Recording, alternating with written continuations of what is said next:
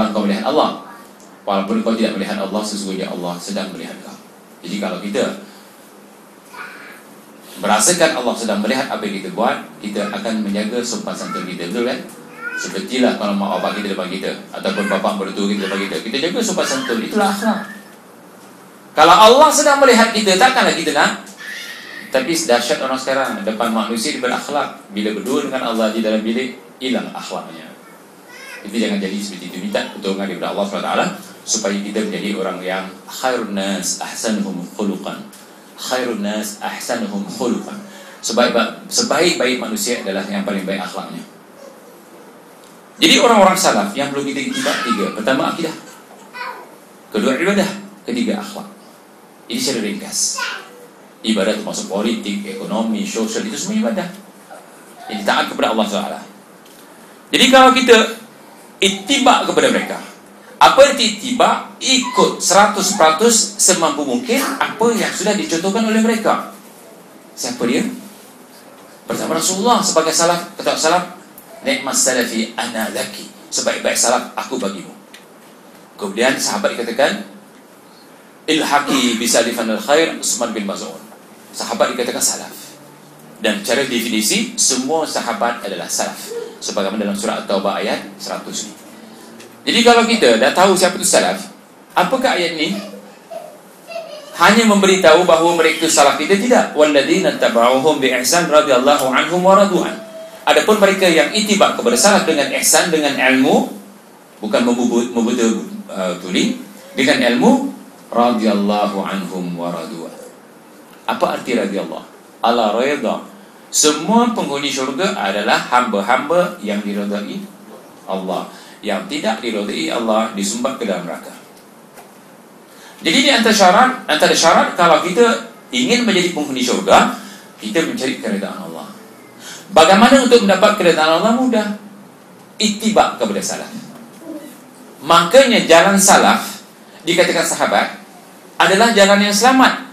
Jadi kalau kita katakan saya bermanhaj salaf, saya bermanhaj salaf, bermakna saya mengikut jalan salaf.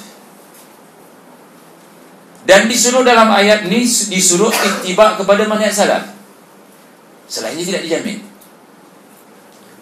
Jadi kalau kita katakan, ya saya seorang salafi, bukan waktunya sudah berlalu. Tapi saya seorang salafi, jalannya, jalan akidahnya.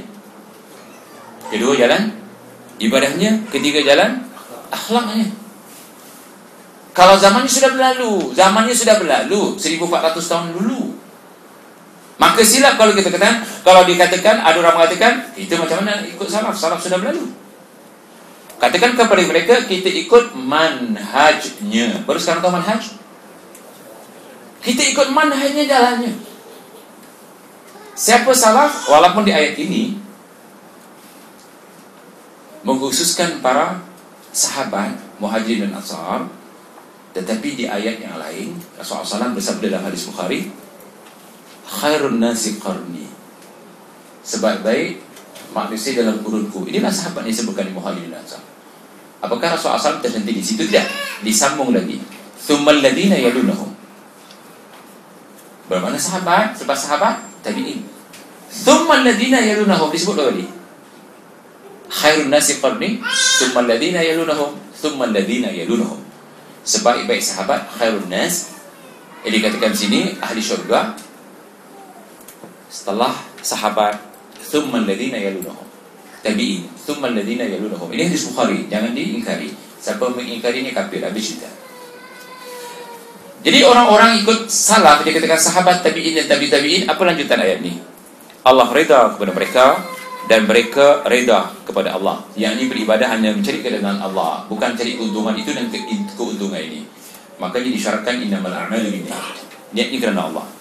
Jadi Allah reda kepada mereka dan mereka reda kepada Allah, dan Allah menjadikan bagi mereka syurga-syurga yang mengalir sungai-sungai di dalamnya. Kalau kita lihat, wa'adda lahum jannatin tajri tahtaha al-anhar, itu fi'lul madhi ya. Sudah dijelaskan di sini bahawa orang-orang yang ikut salaf surganya sudah ada mengalir. Senangkan hati. Katakan orang memastikan kalau disuruh pindah dan disiapkan rumah, ada kemudahan, dia senang nak pindah. Begitu juga kita, lepas ini kita akan pindah daripada dunia ke alam akhirat. Kalau kita sudah dijanjikan syurga sudah mengalir di tempat yang kita nak duduk, surga-surga yang ada ni yang mengalir sungai-sungai di bawahnya, bermakna kita sudah ada tempat tu, syurga sudah ada. Jadi surga-surga yang mengalir sungai-sungai dalamnya, mereka kekal di dalamnya buat selama-lamanya. Itulah kemenangan yang besar. Jadi ingin kemenangan yang besar, ikut manhaj salaf. Ada mengatakan, Ustaz, tak perlulah kita mengatakan manhaj salaf, cukuplah ahli sunnah wal jamaah. Syekh Albani mengatakan tidak cukup kita mengatakan ahli sunnah wal jamaah, kerana Mu'tazilah mengatakan ahli sunnah wal jamaah, Qadariyah mengatakan ahli sunnah wal jamaah, Tijaniyah mengatakan ahli sunnah wal jamaah, Syiah mengatakan ahli sunnah wal jamaah. Boleh sebut yang baru-baru ni, Ikhwaniyah mengatakan ahli sunnah wal jamaah, Tablighriyah mengatakan ahli sunnah wal jamaah, Islam liberal mengatakan ahli sunnah wal jamaah. Semua mengatakan ahli sunnah wal jamaah. Okey, mana satu yang benar? Ingat dia sudah dipesan oleh Rasulullah SAW. Sudah dipesan oleh Rasulullah SAW, apa dia? Sataftarib ummati ala 73 firqah. Umatku akan pecah kepada 73 pecahan. Kulluha finnar. Hadis ini sahih. Semua yang berpecah ini masuk neraka. Kita nak lawan. Jadi siapa yang tak masuk neraka? Illa ma ana alaihi al-yawm wa ashabi. Yang tak akan masuk neraka orang sepertiku sekarang, kata Rasulullah SAW, yang masih asal-asal hidup, dan para sahabatku. Disebut sahabat.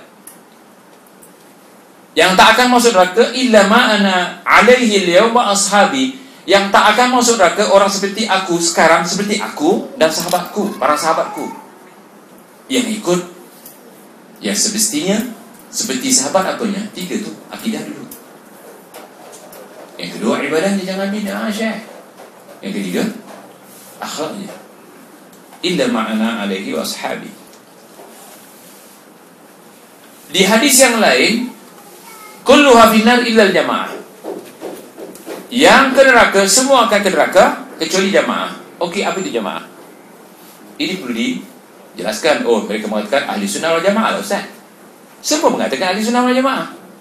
Ya kan, orang sufi yang kesesatan mengatakan ahli sunnah wal jamaah. Qadariyah mengatakan ahli sunnah wal jamaah. Mu'tazilah mengatakan ahli sunnah wal jamaah. Jamaah yang mana satu? Kena jawab je. Jamaah yang mana satu? Jamaah yang kembali kepada hadis, bukan salafi. Semua mengaku salafi sekarang. Banyak mengaku salafi. Malah teroris-teroris yang ada di Timur Tengah semua mengatakan salafi ujung namanya. Betul kan? Jihad salafi. Tengok. Entah apa-apa boleh salafi. Kenapa? Kerana dia tahu bahawa salafi paling benar. Jadi yang ini mereka menumpang-numpang nama salafi.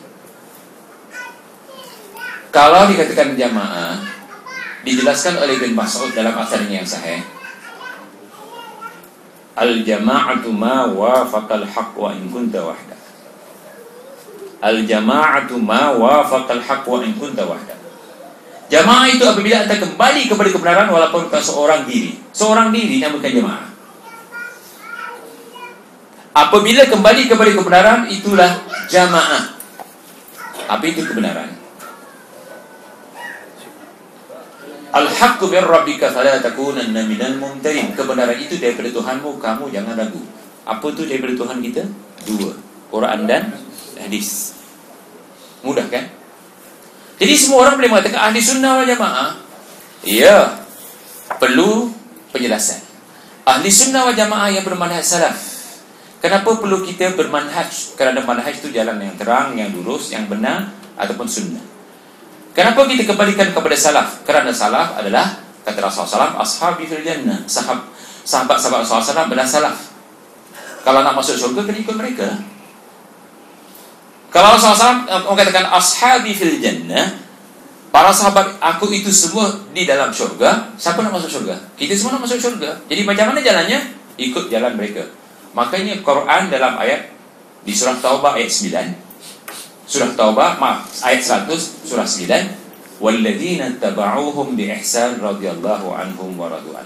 Adapun orang yang ittiba kepada mereka, akidahnya, ibadahnya, akhlaknya, radhiyallahu, Anak nak tanya kepada antum, apakah kita ibadah untuk cari keredaan siapa? Kalau mencari keredaan makhluk, syirik. Tetapi kalau mencari keredaan Allah, tauhid, yang bersatu. Kalau kita mencari keredaan manusia, syirik. Mencari keredaan jamaah, syirik. Mencari keredaan si bulan dan si bulan, syirik. Kalau beribadah untuk cari dunia, itu juga syirik. Tapi ibadah mencari keredaan Allah. Dan mudah-mudahan dengan mencari keredaan Allah, dua-dua dapat dunia dan akhirat. Tetapi tanpa keredaan Allah akan diumpankan neraka, karena Allah mengatakan radhiyallahu anhum wa radu'an. Kemudian baru dikatakan wa'adda lahum jannat tajri tahtaha al-anhar. Dan sudah disediakan bagi orang yang ikut manhaj salaf ini surga-surga yang mengalir di bawahnya sungai-sungai. Rindukah kita kepada surga? Ingatkah kita masuk surga? Syaratnya ikut salaf. Ada mereka mengatakan, kenapa sekarang mesti timbul salaf? Kenapa dulu tak timbul? Syekh, sudah timbul tetapi kita tidak menggunakannya. Seperti istilah ahli sunnah wal jamaah. Bilakah istilah ahli sunnah wal jamaah digunakan? Dipakai bila? Bila timbul ahli bid'ah. Bilakah timbulnya ahli bid'ah?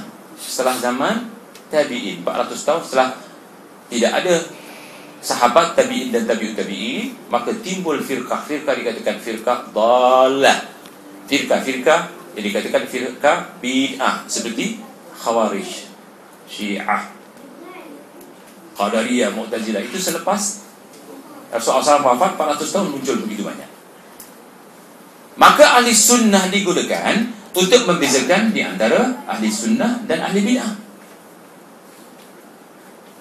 Orang berkata, Ustaz, kalimah ahli sunnah wal jamaah apakah terdapat dalam Al-Quran? Iya.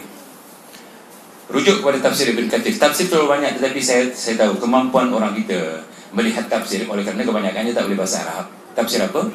Bahasa Melayu. Dan tafsir yang paling kita jamin, yang terbaik adalah tafsir Ibn Kathir.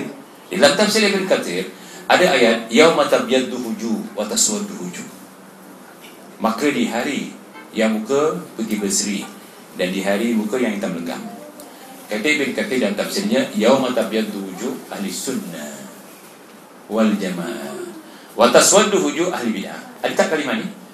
Tetapi tidak digunakan pakai dalam zaman Rasulullah kerana tak muncul ahli bid'ah. Begitu juga zaman sahabat tabi'in dan tabi'ut tabi'in. Setelah zaman salaf, zaman khalaf, macam-macam bid'ah, maka pada masa itu mereka takut. Maka digunakan istilah kami ahli sunnah. Yang ini tak mau ikut sunnah, ahli bid'ah. Sekarang oleh kerana semua dah mengaku ahli sunnah wal jamaah, mana satu ahli sunnah wal jamaah? Ya kan? Ayah pin kalau kita bangkit depan kita dikatakan ahli sunnah wal jamaah, percaya? Apa Rasul Melayu tu Kahak? Nama beliau saya tak tahu. Dia katakan saya ahli sunnah wal jamaah. Syiah taruh speaker kat belakang keretanya, ahli sunnah wal jamaah. Syiah ahli sunnah wal jamaah. Mana satu yang dikatakan yang benar? Katakan yang bermanhaj salaf.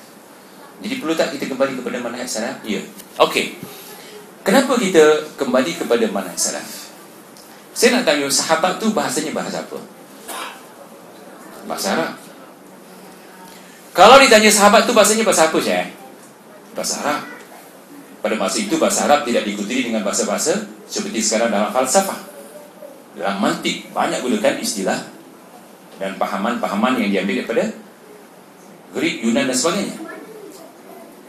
Zaman para sahabat tidak ada bid'ah kerana